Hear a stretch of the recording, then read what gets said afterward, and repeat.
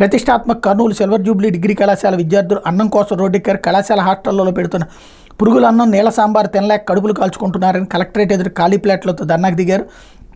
తమ కలెక్టర్ వచ్చి న్యాయం చేసే వరకు కదిలేదు లేదని భీష్మించారు. చివరికి డిఆర్ఓ వచ్చి హామీ ఇవ్వడంతో కలెక్టరేట్ వద్ద ధర్నా నిలిపేశారు. విద్యార్థులు అక్కడి నుంచి వెళ్లి ప్రిన్సిపాల్ కార్యాలయం ముట్టడించారు. ఈ సందర్భంగా పలువురు విద్యార్థులు మాట్లాడుతూ కళాశాలలో ఘోరమైన పరిస్థితులు ఉన్నాయని ఆవేదన వ్యక్తం చేశారన్నటువంటి వార్తని ఇక్కడ ప్రధానంగా హైలైట్ చేశారు. ఇకపోతే కొనసాగుతున్న విధ్వంసం అన్నటువంటి వార్తను హైలైట్ చేశారు. మన్యం జిల్లా తూడి గ్రామంలో వైఎస్ఆర్ విగ్రహంపై దాడిటేకు, తిరుపతి జిల్లా నెత్తకుప్పంలో వైఎస్ఆర్సీపీ జెండా దిమ్మె ధ్వంసం, పల్నాడు అనకాపల్లి జిల్లాల్లో శిలాఫలకాల ధ్వంసం, రాష్ట్రంలోని పలు ప్రాంతాల్లో తెలుగుదేశం విధ్వంసకాండ కొనసాగుతుంది. ప్రగతి పనుల శిలాఫలకాలు వైఎస్ఆర్సీపీ జెండా దిమ్మలను ధ్వంసం చేస్తున్నారు. వైఎస్ఆర్ విగ్రహాలను పగలగొడుతున్నారు. దుశ్చర్యలు గురువారం రాత్రి శుక్రవారం కొనసాగాయి. పార్వతీపురం మన్యం జిల్లా వీరఘట్టం మండలం తూడి గ్రామంలోని వైఎస్ఆర్ విగ్రహాన్ని పాక్షికంగా ధ్వంసం చేశారు.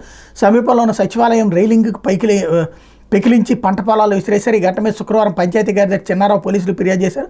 కొద్ది రోజులుగా ఆకతాయిల గ్రామంలో వీధి లైట్లు పగలగొట్టడం, కుళాయిలు విరగొట్టడం తదితర పనులు చేస్తూ ప్రభుత్వ ఆస్తులకు నష్టం కలిగిస్తున్నట్టు ఫిర్యాదులో పేర్కొన్నారు. ప్రభుత్వ ఆస్తులకు నష్టం కలిగించడంతో పాటు వైఎస్ఆర్ విగ్రహాన్ని ధ్వంసం చేసిన వారిపై పోలీసులు కఠిన చర్యలు తీసుకోవాలని మాజీ ఎమ్మెల్యే విశ్వసాయి కళావతి డిమాండ్ చేశారు. ఇది పిరికి పందల చర్య అని పేర్కొన్నారు. కూటమి ప్రభుత్వం ఇటువంటి చర్యలు ఖండించాలని కోరారు. తిరుపతి జిల్లా చంద్రగిరి నియోజకవర్గం రామచంద్రాపురం మండలం లత్తకుప్పంలో వైఎస్ఆర్సీపీ జెండా దిమ్మెను ధ్వంసం చేసిన విషయం మీద పార్టీ ముఖ్య నాయకులతో చర్చించి పోలీసులకు ఫిర్యాదు చేయనున్నట్టు ఎంపీపీ బ్రహ్మానందరెడ్డి చెప్పారన్నటువంటి వార్తని హైలైట్ చేశారు. ఇకపోతే ప్రభుత్వం